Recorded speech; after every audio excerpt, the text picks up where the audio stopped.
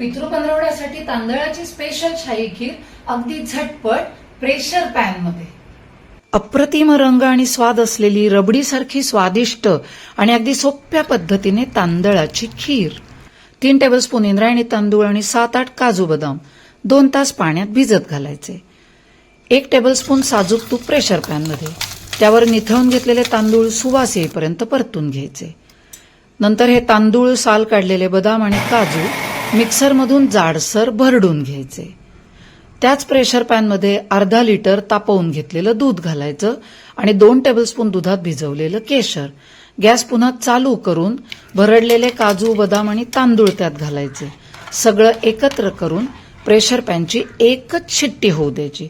एका शिट्टीनंतर तळाशी जराही न लागलेली आणि दाणेदार शिजलेली खीर तयार आहे. त्याच्यामध्ये गॅस पुन्हा चालू करून अर्धी वाटी साखर, 1 चमचा वेलची पूड घालायची. सगळे एकत्र करून खिरीला उकळी येऊ द्यायची. अशी उकळी आली की गॅस बंद आणि खीर 10 मिनिटं झाकून ठेवायची.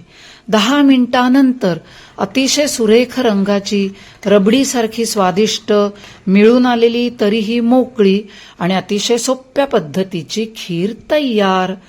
ही खीर तुम्हीही नक्की करून बघा आणि या खिरीचा आस्वाद घ्या.